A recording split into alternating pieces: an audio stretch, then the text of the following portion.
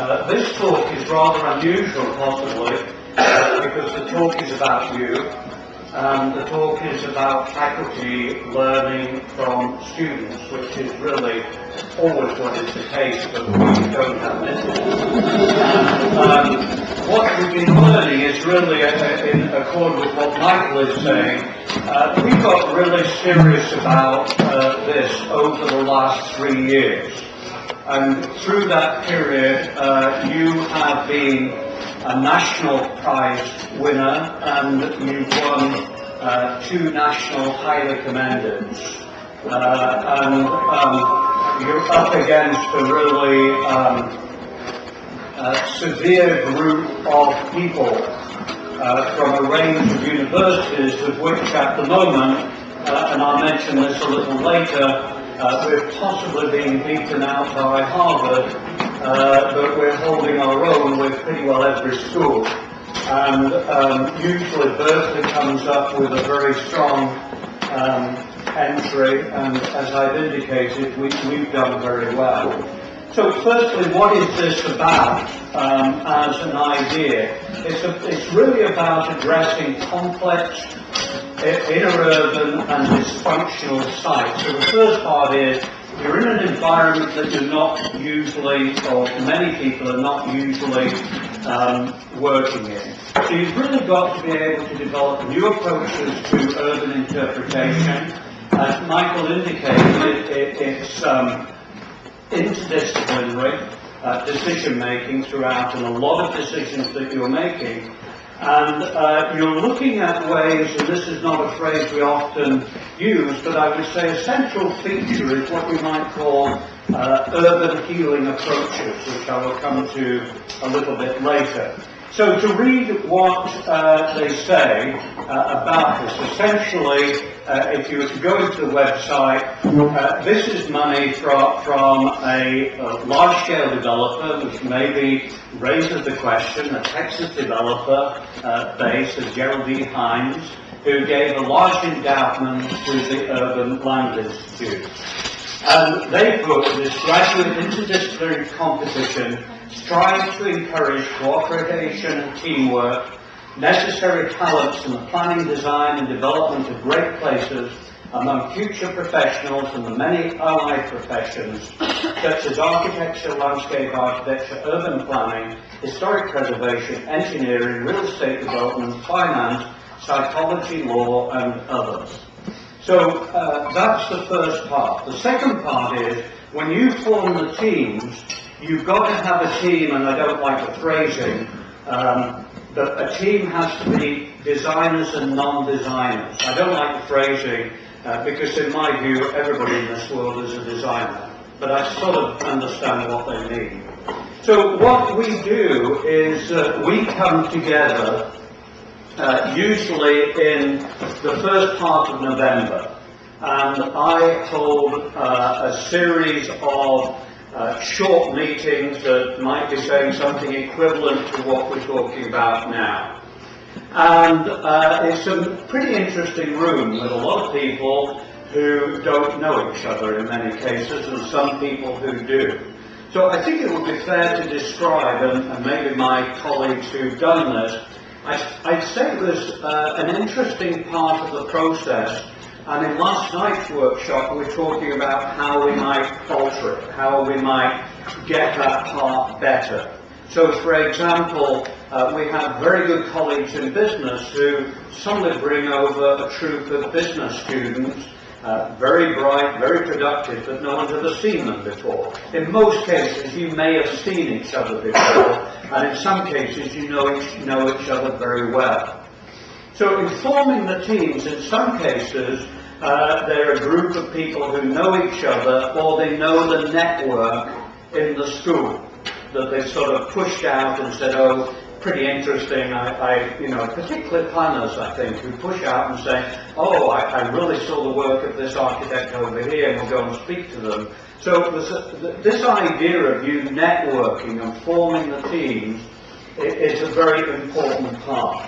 And I'll be showing the teams later, but if I could say, almost every variety of team occurs. There's no I think it's not one of my insights, but if I had one, I'd say there's no sort of golden egg in this. There's no perfect formula. Mix seems to be terribly important.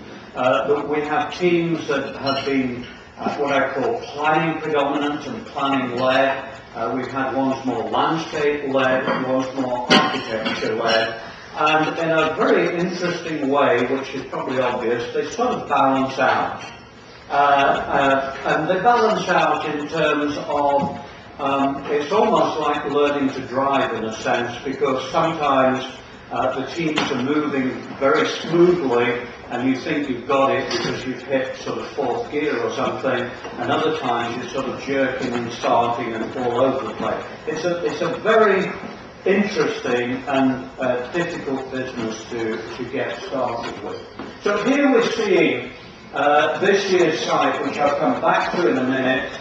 We're in this photograph is taken from a pretty central location in the site, and you can see the distance from central Los Angeles, and what a distance it is psychologically. Sorry, I didn't go that one. From central Los Angeles.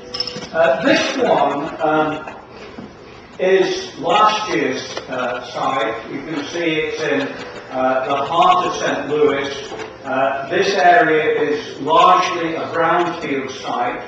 A lot of industrial pollution in this area, a lot of waste ground. This is a scrap yard in the area.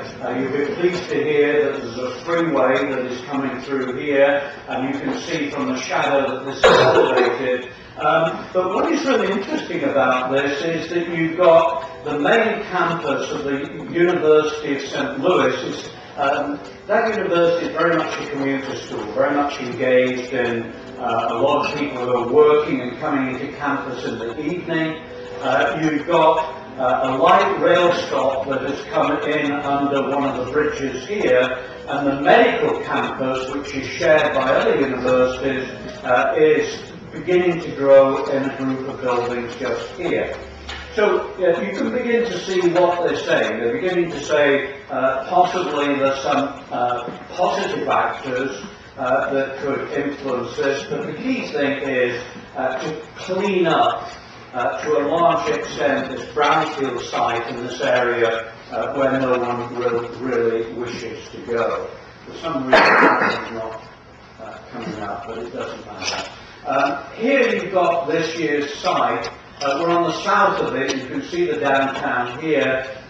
And we're really ranging in this middle area. Without me going into detail, you can probably anticipate that what many of us would call the grain of the area is changing. This is predominantly warehousing. There's still good low-income jobs in this area. This area is beginning to become adaptive reuse. With our lots moving in, probably because of this proximity. This is more residential area, and you can see this appalling incursion of humanity. And of course, bless them, they made that the heart of the site. So this is the background to what we're talking about. What I put here, we're working along First Street in LA.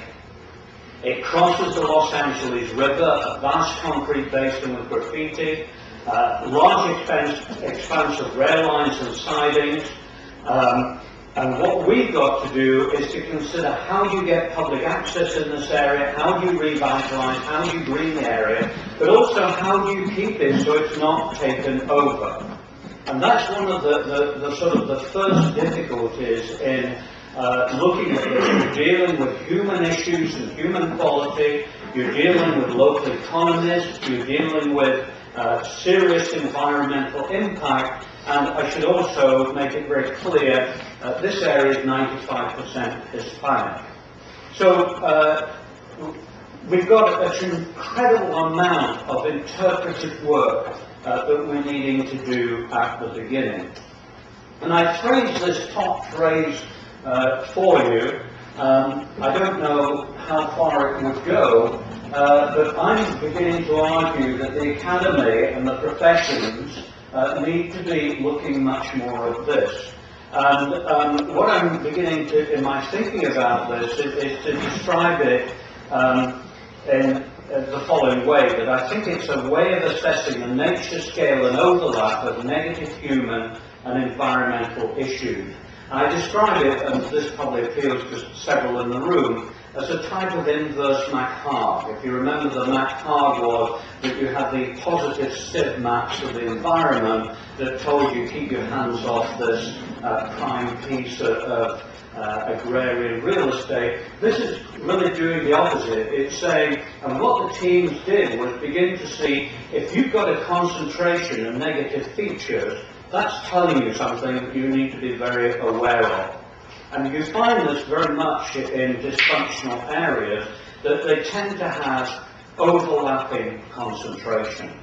The second point that became very clear in the competition is this, and I'm using this word here to mean that what you start off with is a type of seed of opportunity that you can explore through creative intervention, and by working in teams you can develop, I think, a greater level of complexity.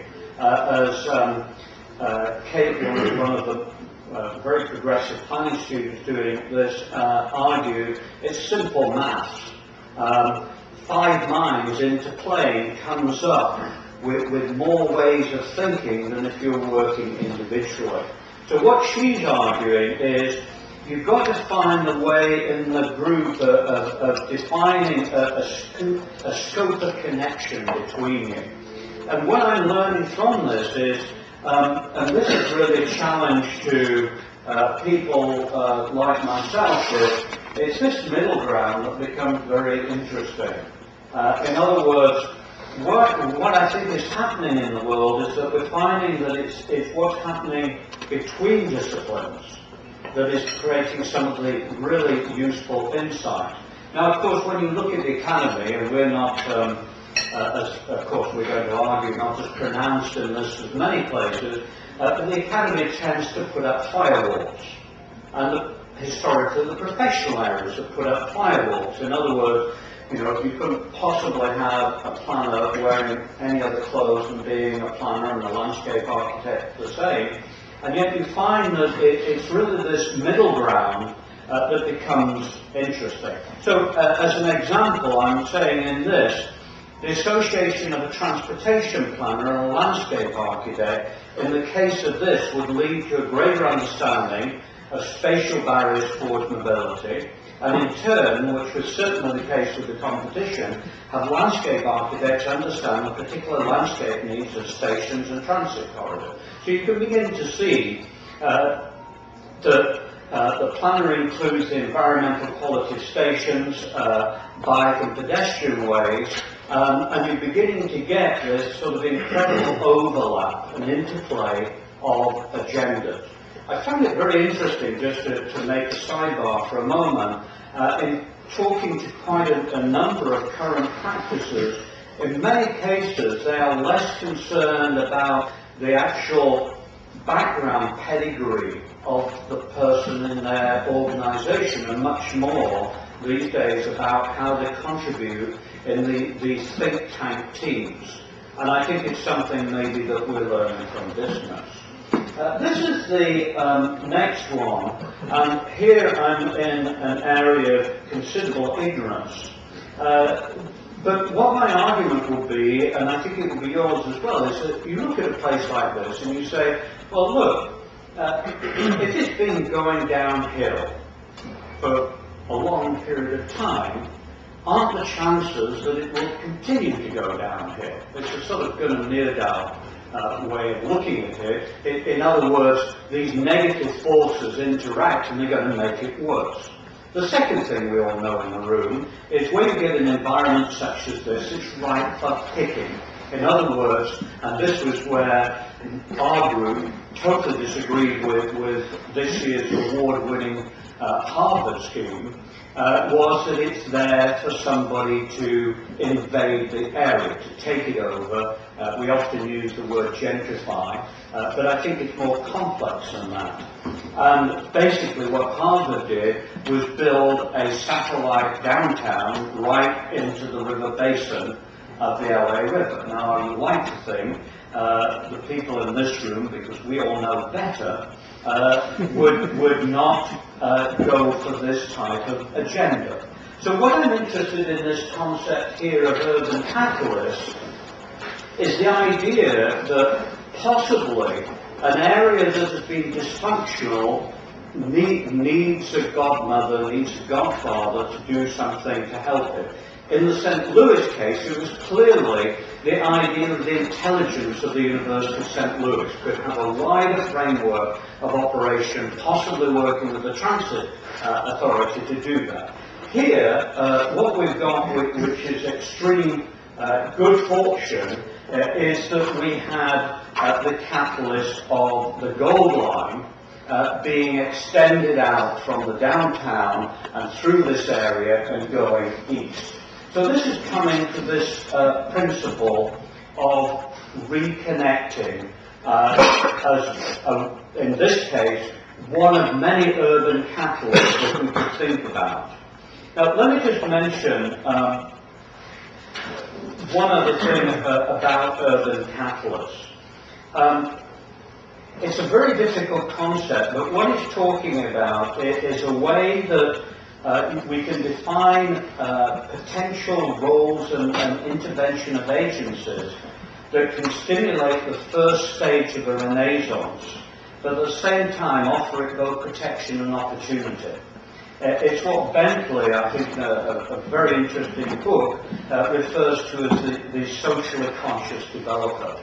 It's a way that you could begin to get things moving, but at the same time you don't move them so much that the very people that you're trying to serve become disenfranchised. So here we have the setup of what I really want to talk about. I've given you the forerunner, and I want to begin to talk about the type of values that we found in the competition this year.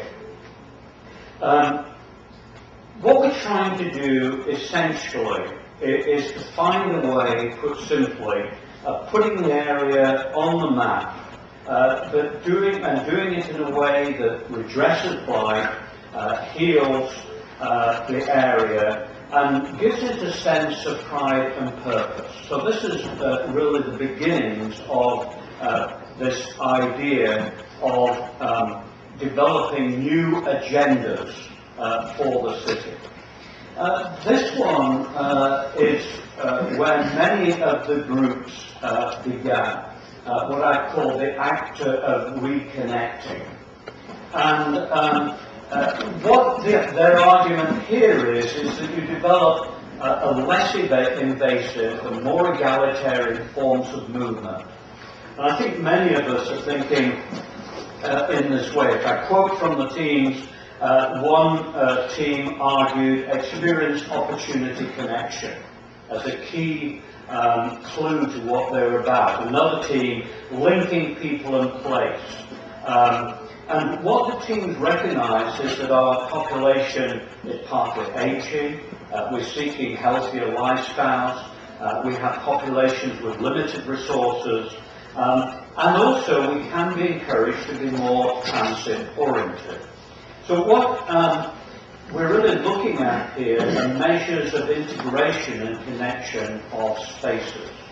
And in this, many of the groups were describing processes of what I've often called, in writing about this, urban navigability, ways that we can help people identify space and be encouraged to reconnect. Now this, which I could call the Ming triangle in a way, because I think this is very much what Ming and his group of students in planning are doing, is seeing that the movement has to be integrated, that a lot of it is about connecting a variety of places, but it's also about opening up opportunity. And this is showing, I think you can see why I'm in a middle area of this. You could say, well, maybe the architect and the landscape architect may be a little bit over here. We've got the transportation planner, obviously. Over here we've got the economic planner probably working more over here. But they're not really clear boundaries. And I think that's what makes it so fascinating. So here, and I just say, pointing these out, and I'll move through them fairly quickly, this is always the number of the group. And I'll come back at the end to showing you the group. So this group, 1818, saw these 1, 2, and this one here are the stops on the proposed gold line, which is coming through here. And this group are indicating maybe it needs another stop because the LA River, for obvious reasons, has been ignored.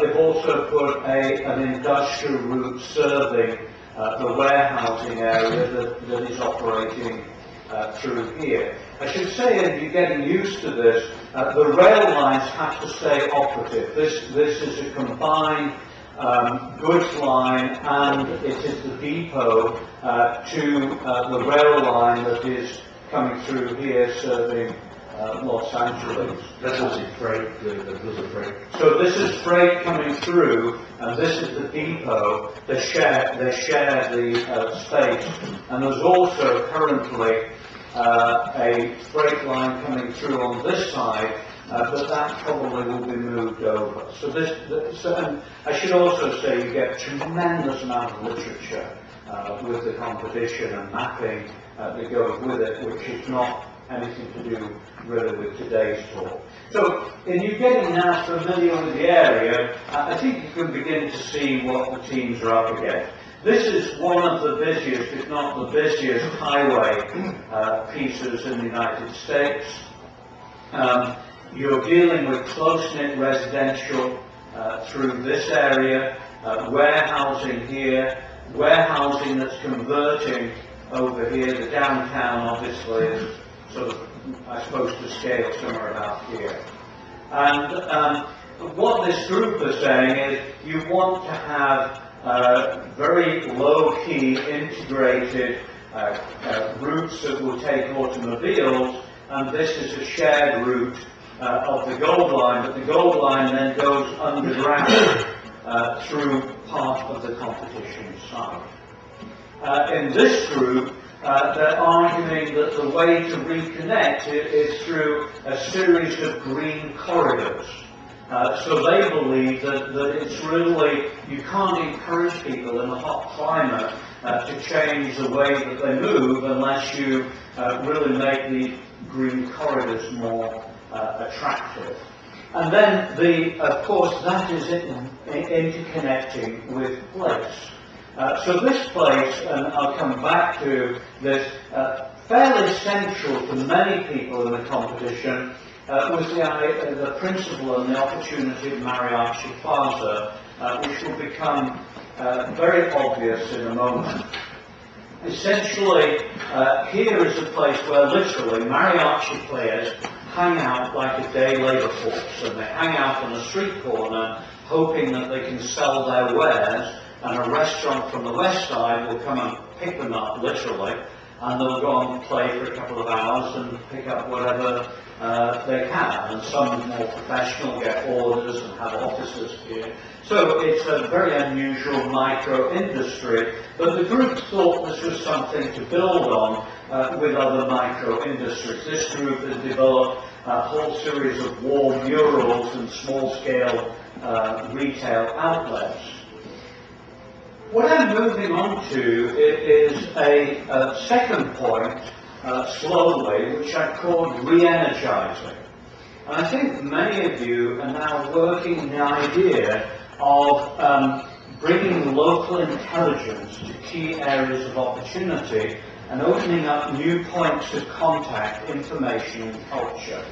So in other words, if you see what was the case, for example, in traditional social networks, they had ways of gaining information, of really knowing the access into the job market.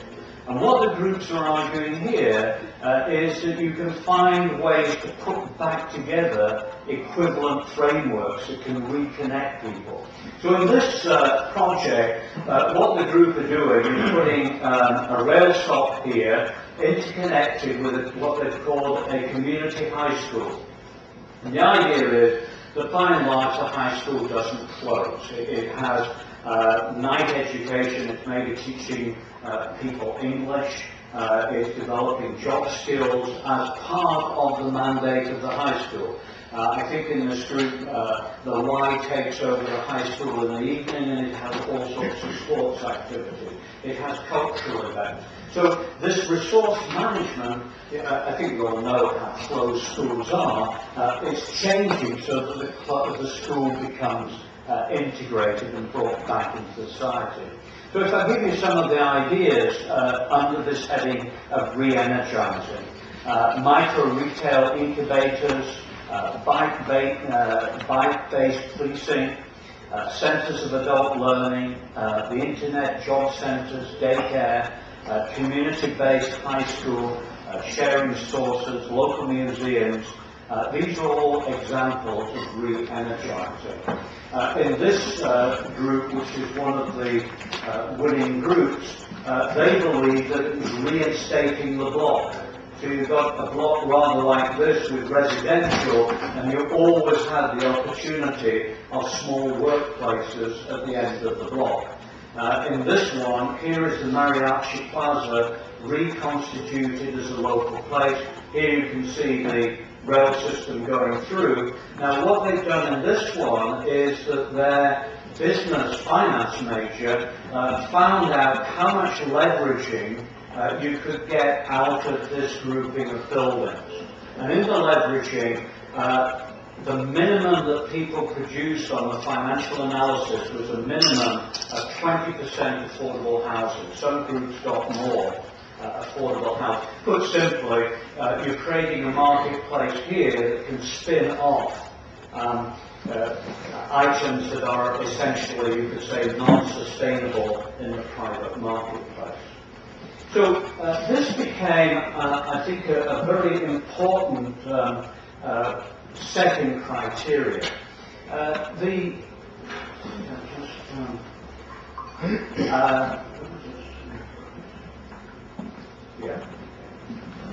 So now I'm moving on to the idea that you can begin to use resources much more carefully. In this particular group, they've used an existing electrical pylon, which you're seeing here, and they've actually put water tanks up harnessed on here. They're using photovoltaics to pump the water up, then they're using that for a wet field restoration project, and also to develop a local industry of car washing, which is used from the grey water that is coming through this. So here is the idea of what this formula of energy might mean. We're really talking about the human ability of keeping people in the area and their ability to generate. You're talking about how energy might begin to come, and I think these are now fairly traditional methods, but we're learning new ones from rooftops, from movement, from rivers, and we're talking about this form of micro-industry. And what I think is an energy resource, clearly, is the affordability, which I'll come on to at the end.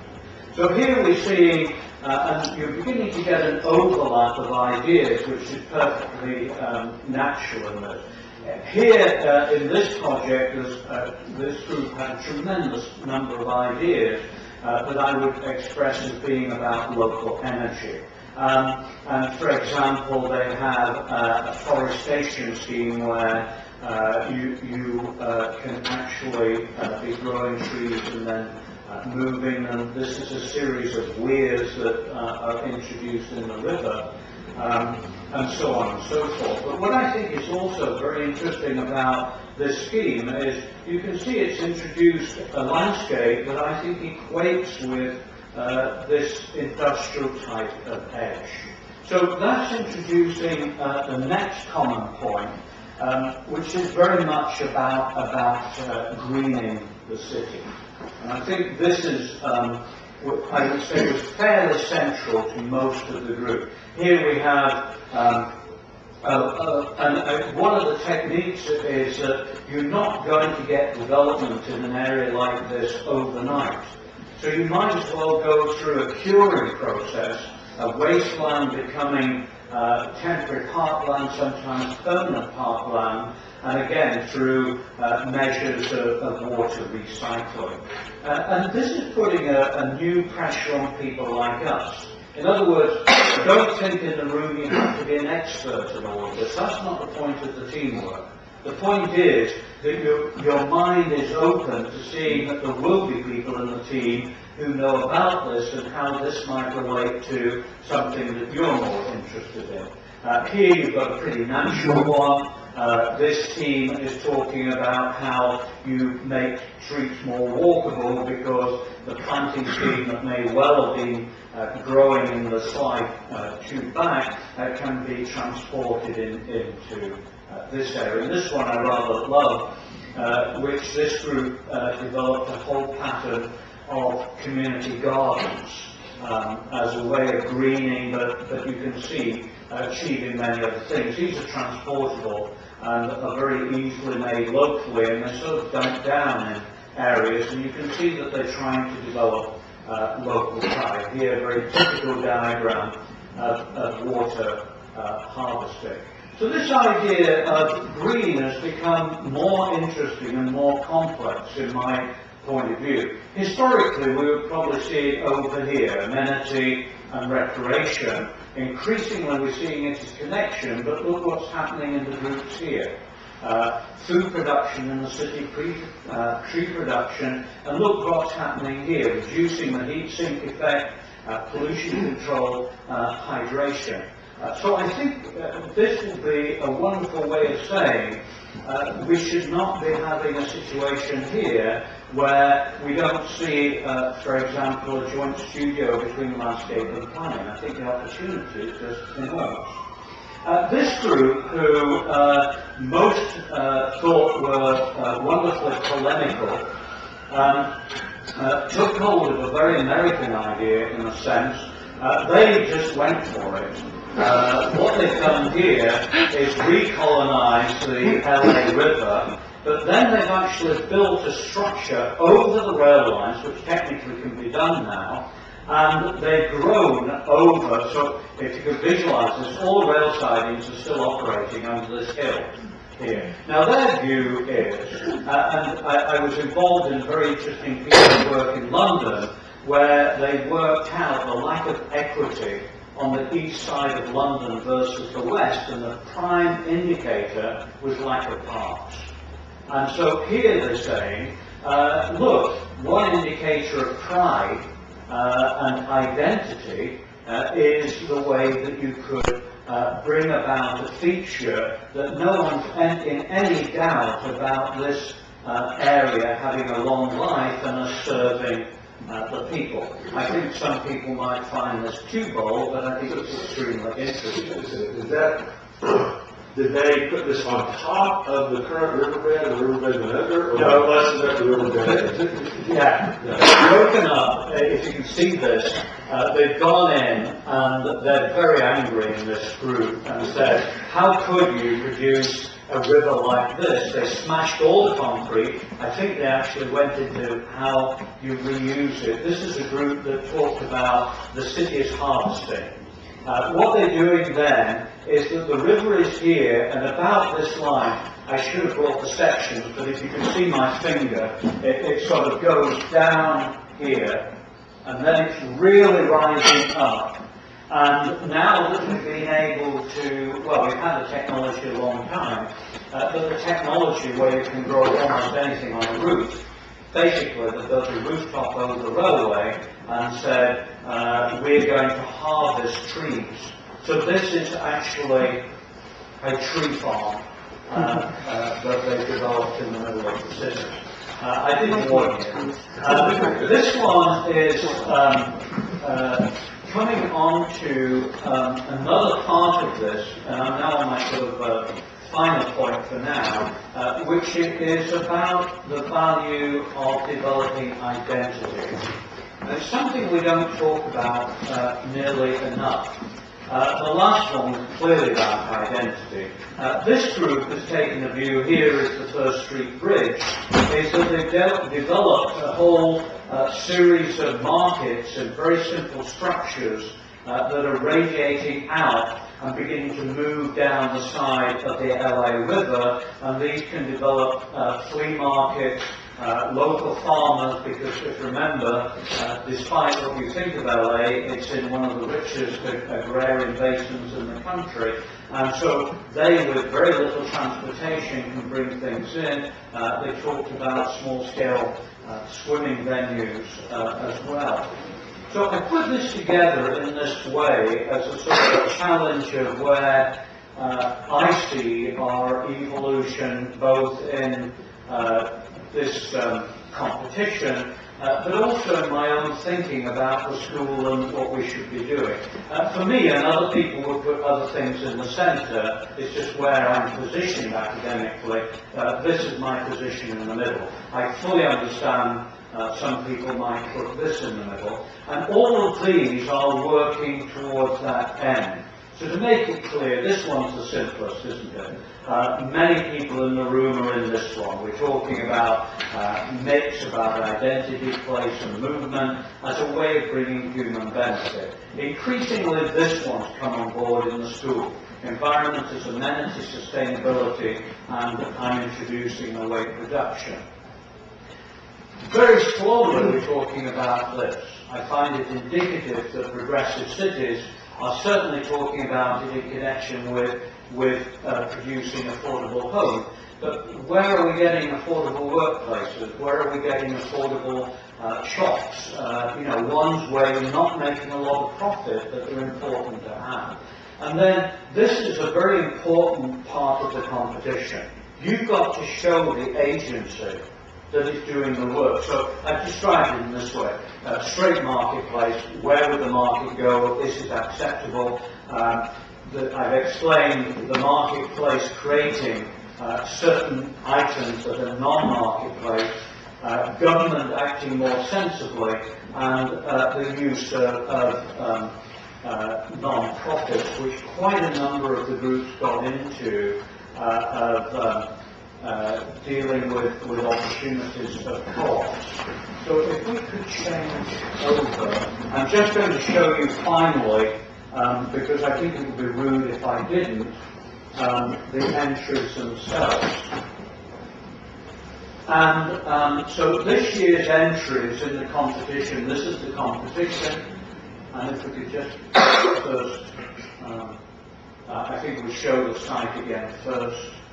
Sorry, this is on a PDF file, but it should work. Yeah. Here we are again. You can see here are people waiting. It's like a day labour scheme, and some of the groups thought that we should actually develop a very well organised day labour scheme. Here you can see the character of this area, which is very different from many that we work in. Next, please. Again, you can see the sort of framework that we're working in next. So these are going to come down. I'm not going to go into detail with them. Each group has to have a number, and for the sake of my sanity, we had a different number as the first one of each group. So here is team 1, planning led. I think a very strong team who you can see have got, here is their work for Mariachi Plaza, here is their economic analysis, they've got a whole part that goes into a regional analysis, and they've seen this as obviously as being the most important thing of how we're going to alter this area in the middle of the street. Can we ask if anybody from this group is here? Gail was here, but she told me she had to leave early. Anybody else on this group? Gail, who I think hopefully most people know, we've led this group, and anybody else? No. Just to give you an idea, Adam's in play. It's good, I don't know. It's a very nice feeling. Jeff is a very progressive student in architecture with a lot of environmental interest. Scott is a landscape architect. Harper is an MBA finance student. Next, please. So again, I'm just trying, this is the one I described as radical. And if you see here, they've gone down and they built this structure and explained how they did it of going over the rail siding. So we had 9 teams that managed to enter, and I use the word manage because I think the major success is actually getting it in. I just totally admire everybody who finished it. This I really like because this doesn't show up well, but if you see here, these are the water towers, and they light them up at night, so they become like a beacon of landmarks. And we all know how dreadful high electrical pylons are. By putting these on, they turned it around, they haven't altered it, but they said, look, this is going to remain an industrial landscape, but it can be okay. And so this group had huge emphasis on developing micro-industry through the area. I think that's really what they led with. Next, please. In this case, they produced a rather unusual mariachi plaza. They believed a change of identity, and these very strange, interesting green bridges that are coming above the rail lines. I should say, when you're in here, these rail lines are pretty active. So they colonized with wetlands down this side. They dammed up part of the river so that it's not an empty concrete basin most of the time. You can see the drawing quite a lot of linkages. You want Alex, do you want to say anything about this? Oh, sorry, I should be. Alex, I'll try and remember to stop. And then also in the room. Yeah, great. Thank you. I thought I saw him before. Thank you. So we have next, please.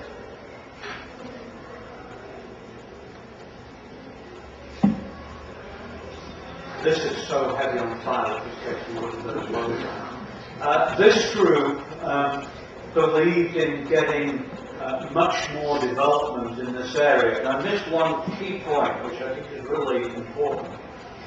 This site, which is, the first stop is here, and there's a site here, and there's a site here. What's so interesting, and several rail authorities have done this, they bought more land to build the rail than they actually needed. So it's a really smart move. So basically, when we went there, I took one of my classes there after the competition. These are huge construction sites at the moment, and they all park their trucks on there and whatever else. And this is where they're digging the tunnel at the moment for the rail to come through this area. Now they've gone for much more development because their argument is that they can get a lot more local benefit. Put simply, this block can pay for quite a lot of local benefit. Question, is this too intrusive? Compared with some of our competitors who did 30-story buildings in this area, again, you've got to make your own judgment. I think it's still very modest. And you can see a lot of this is healing the city by pulling back the fabric, and this is the wetlands going down the river basin. Just about there. This group, Zach is a planner in the group. Havan I saw in the room. Thank you, Havan. And they can answer all the questions in a moment. This is one that very much focused on First Street. You can see here that they're bringing development at this end. They're bringing a very unusual sky bridge They're bringing a lot of micro-industry all through this part of it. Again, these don't show up well. They're on these boards and you can get an idea of them fairly quickly. Group 7, I would call the green finger group. They believe that every building we possibly keep, this has got quite a strong preservation lead shown here. I think Lauren has thought. Hey, welcome. And they believe that this fabric should be largely saved and complemented by green fingers and sort of adaptively reused as much as possible. Next one. This is planning led. I would like to think that everybody knows Catherine and Marissa, landscape architect, finance. So I think you're getting very much the flavour. This is a very beautiful scheme that developed a series of overlapping districts. So each one of these districts has a mix.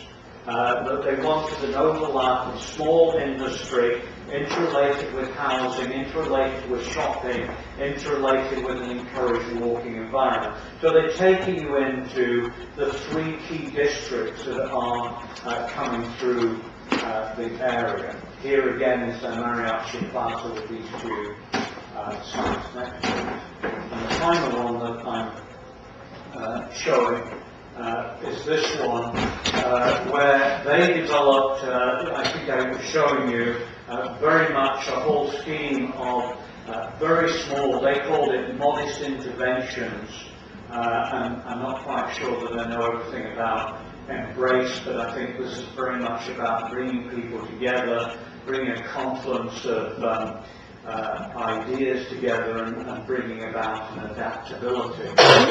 So they saw a lot of community rebuilding in the scheme, and if I could remember, this one is more architect-led with landscape and business. I think it's all there. So this is giving you the team. If we could just scroll those down, I think we can, Adam and Gail from planning, Gabrielle and Jizu, Alex, who's here. These are going to be the people to answer all the questions for you. And if we could just scroll, I think we've got...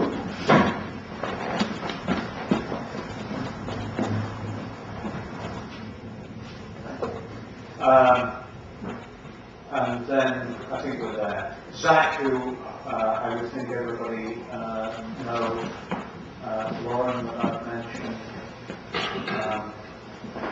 Kate and Marissa, and so on.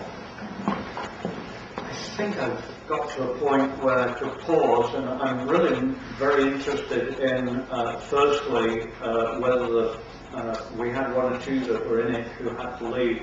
I think it might be useful just to ask, Alex, have you got anything that you feel I've not said, or you want to give very much an impression of being in the competition?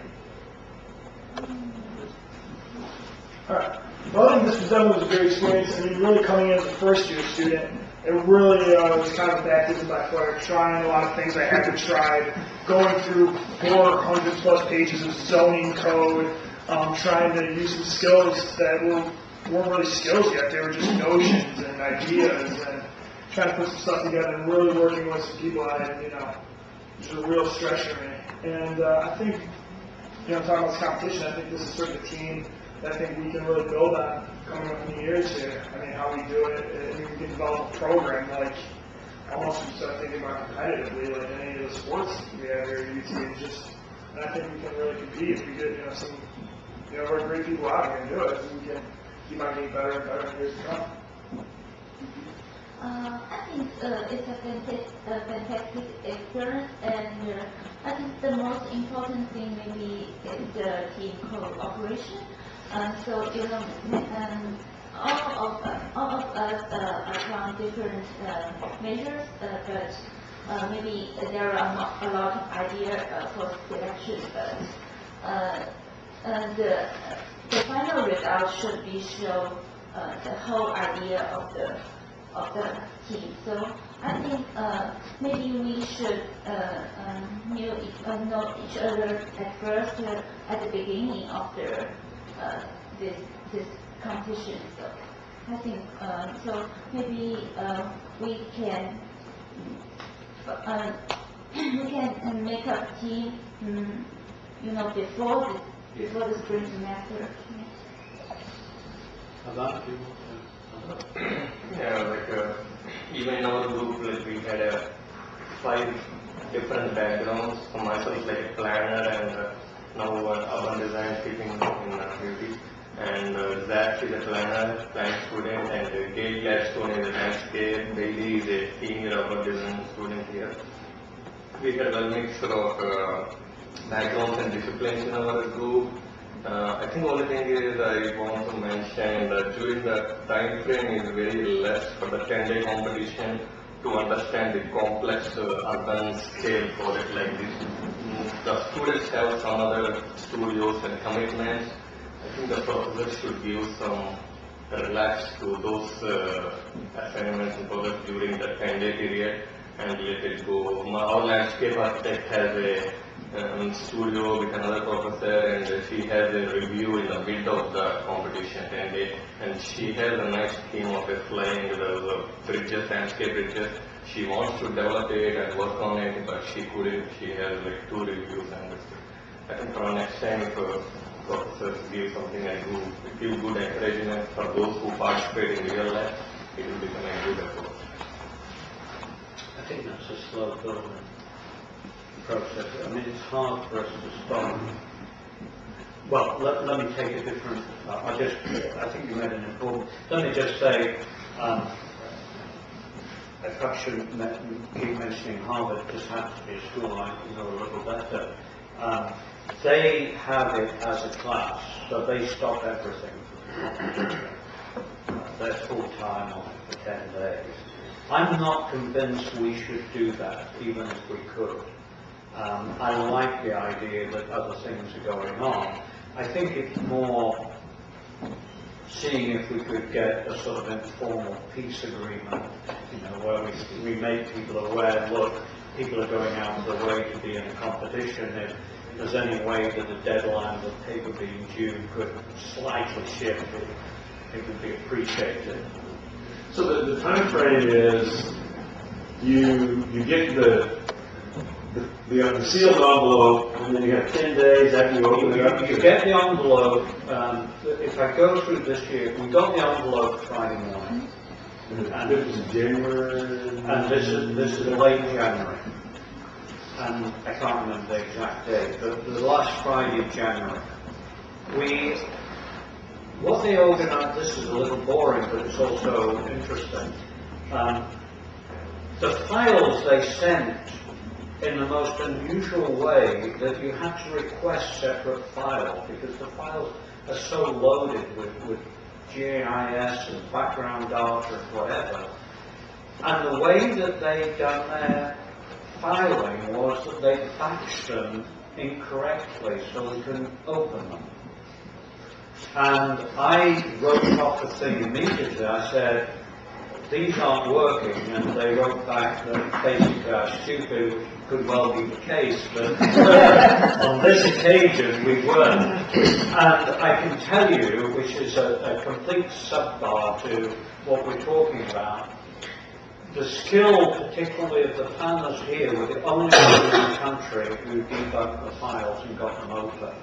And so we wrote back and we said, it's because what they did was that they had an address that they'd given that they could open, but they hadn't exported the address to make sure that anybody else could open it. And so that lost quite a lot of time, so they gave us an extra day.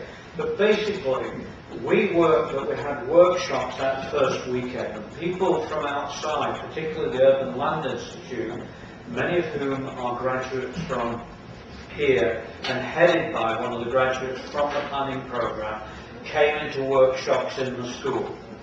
Then we worked a variety of workshops through that week, and then the second weekend you're producing and getting it together, and then you're sending it out usually on a Monday evening. This year we sent it out on a Tuesday evening, and you literally are racing to FedEx. I'd also, and I'd probably be very rude in not doing this, I should make the point, we've had wonderful underwriting from the Cockburn Foundation. They are engaged in the competition. They come along at the time it starts, they look in, they're there in our internal competition, and they underwrite everything. So all the expenses of doing it, they pay for. All the expenses of the FedEx, they do all production costs, and they award prizes for internal competition. And how we operate that is that we have an independent group of jurors come in, and they spend an afternoon going through the entries, and at the end of the afternoon there's a ceremony and they announce the winners. And then I'm going to say approximately a couple of weeks later we have a banquet, and they give out prizes that pretty, I mean, not if you break it down into 5 people, but they're quite decent prizes. I mean, everybody wins a memento of being involved in it, but I think it's $2,500 as the first prize, and they go on with honourable mentions and whatever. And they've been absolutely terrific. They're so excited by it, and their family comes to dinner. And I mean, I think we all just saw them as just incredible, bright friends, and fortunately their daughter is a graduate from the school, so that's why we've got, you know, connection. I have a question. Sorry. Do any of the groups focus on like retrofitting some of the existing buildings to make them more energy efficient? Because buildings themselves, you know, use a lot of energy, and while greening of the area is good, you also need to address the buildings themselves. Yeah.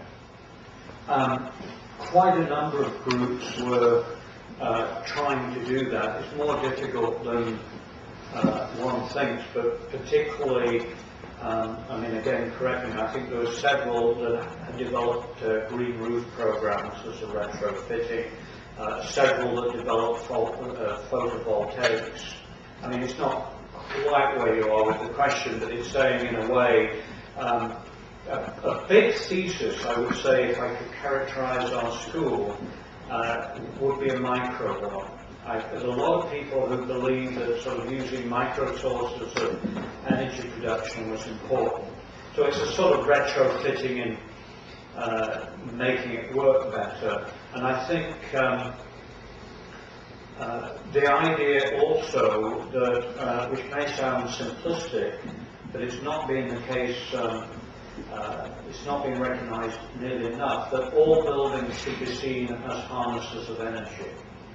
You know, in other words, the more that you can reuse buildings and keep them, the better, even though they may not be the best buildings in the world.